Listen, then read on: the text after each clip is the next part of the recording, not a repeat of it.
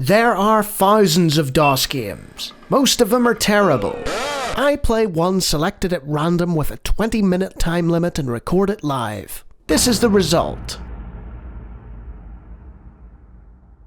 Welcome to Season 2 of Random DOS Game Show. And today we have version 1.50 of Scorched Earth, the mother of all games, which is quite a claim by one guy called Wendell Hicken. So, for reference, I've never played Scorched Earth, but I know the genre that it's in. It's what's called an artillery game, and it's a small genre where you have guys and they fire weapons at each other, and whoever survives wins. And it's sort of turn-based. Sometimes they can operate in real time. I know of Tank Wars, which I'm not sure if it came before or after this, but the most popular example is by a team called Team 17, who took this idea that Scorched Earth presents here and replaced it with cartoonish, sort of lemming-like characters that were worms instead. So we'll see what Scorched Earth is like. Let's see. Players. You have a choice between 2 to 10 players and multiple rounds. Let's have a look at all the wee buttons, shall we? Sound on, flight sounds off, okay. Hardware, again, it's mostly details with regards to the graphics and memory and how the mouse moves and what delays and stuff. There's an interest rate. Oh, now this is interesting. I never heard of an economic policy in these sort of games. Air viscosity. You have an air viscosity setting. It's the air viscosity, the simple air viscosity. Alright, well, we'll not change any of these. I want to see it in its purest form, you know? So you have skyboxes, wind, slopes and peaks, and I guess we'll just go for it, shall we? And see what happens. Player 1, Lonnie. Looks like we have a choice of some sort of tank, I guess. And we are a human. And then player 2, which will destroy us. Oh no, look. Look, we have not only do we have AI, but we have a choice of AI. So you've got moron, tosser, cyborg, shooter, chooser, unknown, pool shark, or spoiler. Spoiler, presumably, or unknown maybe, is like a who knows who you could get kind of thing. Sounds like a randomizer kind of thing. Pool shark, very precise, presumably. Having played a bit of pool myself. Let's go with moron. Okay. So, nice little wipe. And wind is 6. Power angle 70, baby missile. And we've got nice kind of landscape here. So I'm pressing the arrow keys, but nothing's happening. Alright. So the actual animation of the tank. I was looking at the wrong one. I thought I was the yellow for some reason. I'm actually the red on the right hand side. It's a little difficult to see. There is mouse support, but I don't think there's any zooming in or anything. I might be wrong about that. So let's reduce the power to 190 and let's get over this slope. And that's our baby missile shot. And the computer had a quick go there. And as you can see, much like me, he is a moron. So we've factored in the wind resistance. we need to increase our par. Let's go with 225, see what that does. Yeah, that didn't get anywhere near. So we really have to up the par. Let's go with 400. There's little clicking noises. And we'll change the... There we go, got a bit further. Oh, he got very close there. Very close indeed. What this means though is we could alter the angle slightly. And we're going to up the par to 600 this time. Because we're not close enough to hit him, you know, with our previous efforts. Oh, that was a bit better. He seems to be shooting at random. Because he was really, really close to me there. Not, you know, seconds ago. And then suddenly, he's terrible again. It's like, it's a good practice go. So, 575 isn't quite enough. So let's bring it down to 550 and we'll increase the angle to 68. Yes, 68. Oh, that was close. So, if we reduce the par to 245, oh, agonizing. Look at that little trench that's forming. What about 230? Would that make a difference? Oh, yes. Now we've got him. Now we've got him. Rankings. Number 1, Lonnie, with 8,500 cash. Right. Now, oh my word. There is an inventory thing here.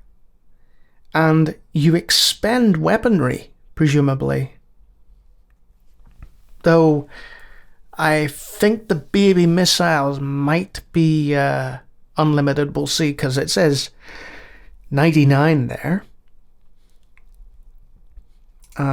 There's a slider here. What does that do? Right, so there's all kinds of miscellaneous, well, 2. That's not all kinds, James, come on now. But you can buy miscellaneous items as well as weapons. We'll have another round and we'll see how we fare. So he is at a considerable slope there. The wind is 12 in that direction. So the game is like trying to sort of teach us, I guess. Let's get that angle 64. Again, not enough par. Nowhere near enough par. So you really have to ramp up the par in order to get anywhere. I think what's going to happen is I'll have to dig like almost like a tunnel.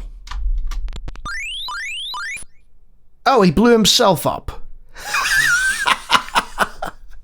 So he was in a little sort of corner there and it didn't work out for him. But with 13 grand here, I think we'll buy some missiles. Okay. Update. 2 of 10 rounds bought. Earned. Oh, 2 of 10 rounds. As in rounds, as in the competition, not rounds, as in... Okay, we bought some missiles. I don't know how to switch, though. And fortunately, we appear to... Yes, we're higher up this time, but not in a position where we would foolishly destroy ourselves. So if we just turn that par up to about... let's go 400 this time. There we are. And wouldn't you know it, there's an airplane. Not in the game, outside my window. Oh, that was close. Look at that, just underneath him there, behind him even. 380 should do it. Oh, no. 390. Yes! That's actually very satisfying. There's no music, there's minimal sound, but it's very satisfying. I'll have to figure out how to change weapon.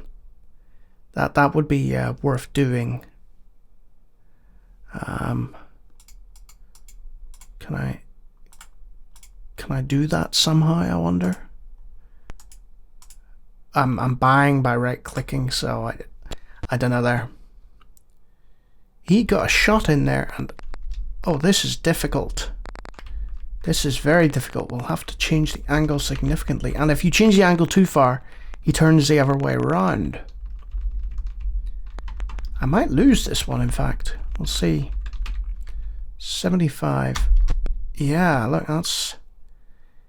You're almost at the whim of, like, the wind and the generation of the map. Yeah, I'm gonna have to pump some serious power into this in order to make a difference. Yeah, but as you can see, the actual ground itself is causing issues with my flight.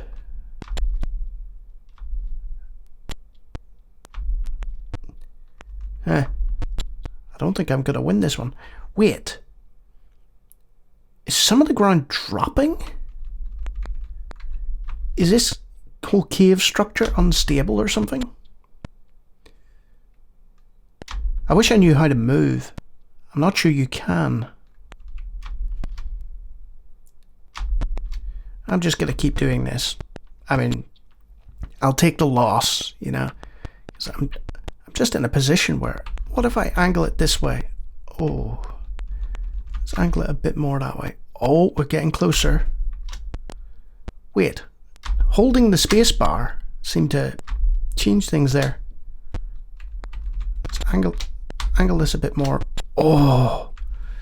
Agonizing. Yes! So, not only did I sort of wreck the cave structure, but I caused him to fall down. And the fall damage, if there is fall damage, I'm not sure, seemed to cause him problems. 6 rounds remain. If only I could switch to missiles, eh? Is there... Oh, Starry Night. Okay, I guess we'll do this. I'm just gonna blast through here, I guess. It's not gonna work, is it? Let's up the par. I've got the power.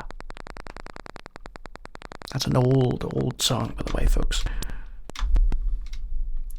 So, we're doing a form of terraforming here.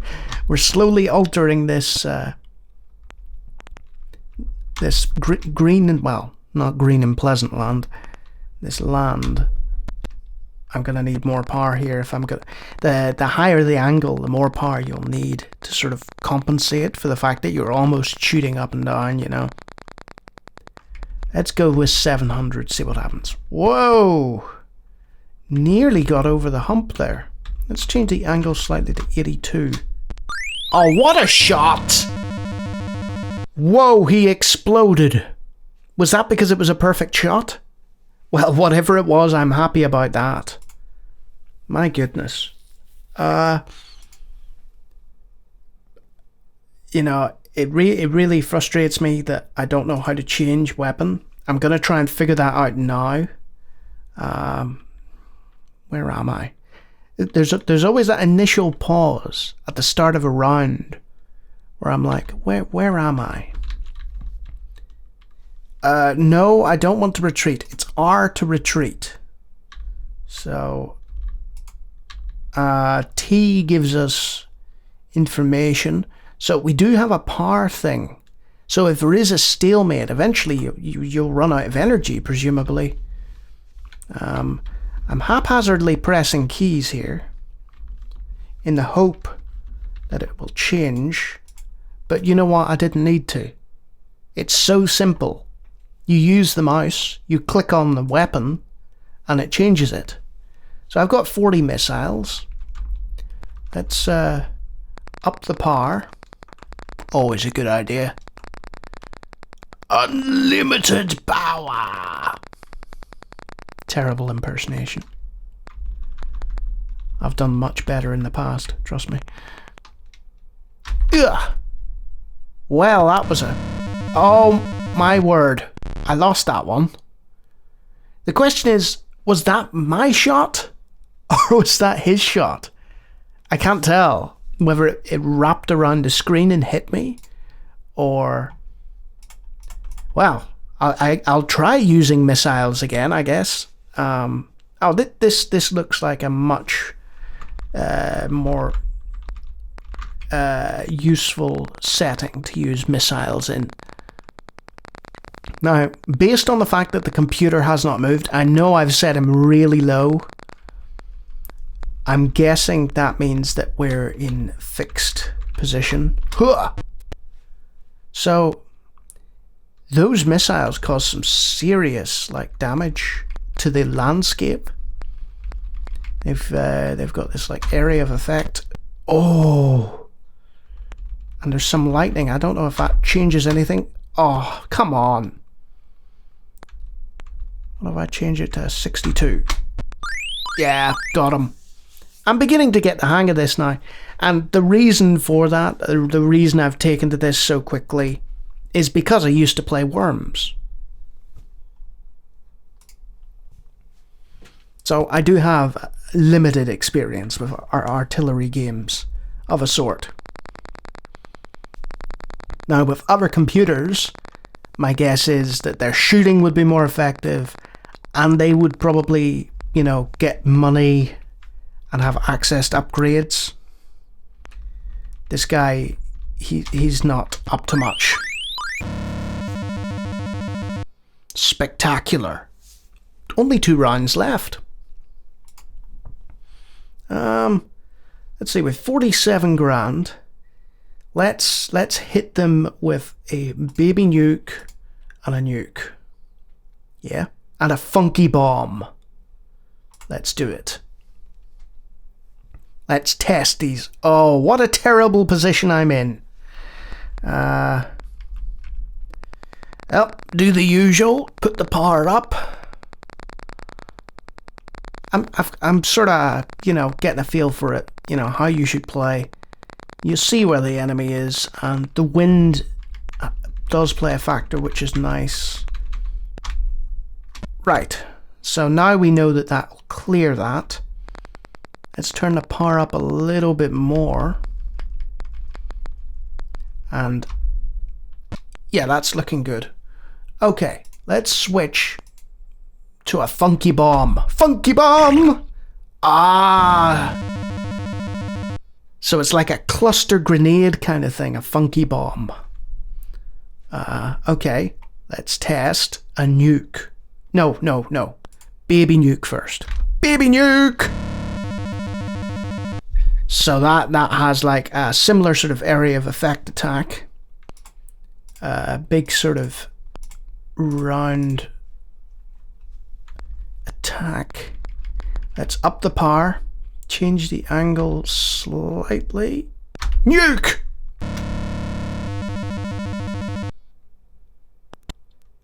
Oh, come on! You saw it. The thing kind of engulfed his front. And yet he survived. Baby missile!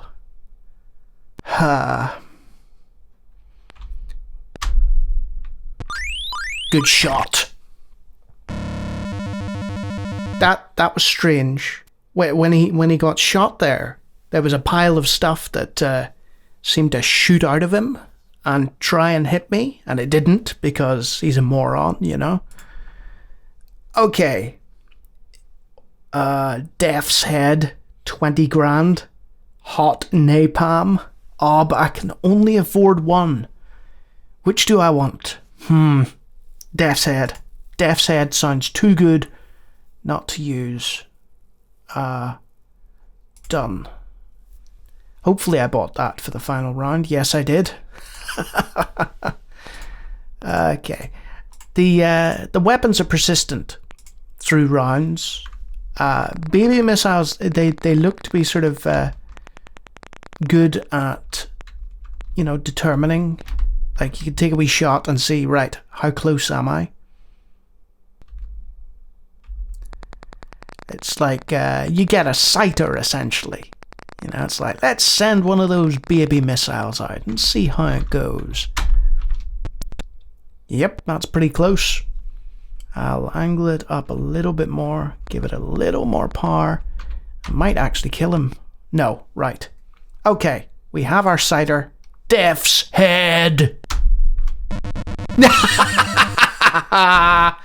Yes! Glorious destruction! And there's the final scoring. If ever there needed to be proof that I was not a moron, this game, we can look back on this game and we can say, no, James is not a moron. He easily is slightly better than a moron. So that's Scorched Earth. That's 10 rounds. I didn't even set a timer for this, you know, so I've no idea how long it ran for. It's a very simple game. It's a very, very simple game in terms of its presentation, its lack of sound. You know, there's very little sort of, in terms of panache about it, you know? And I think I can see why this guy, this one person, I've never heard of him before, but I've heard of Team 17, you know? And they did the same things, but Team 17 added movement, they added music, they added colourful characters with voiced lines and so on and so forth. They basically took what Scorched Earth was and they wrapped it up with additional presentation. But if you're actually looking at the options in Scorched Earth and the various weaponry and the various settings and the economics of it all and so on, you suddenly realise, wow, this is quite an in-depth game, you know? I have a feeling, I might be wrong again, I'm just guessing at this point because I've never played it, but this looks like the sort of game that somebody has, you know, dedicated a lot of time to.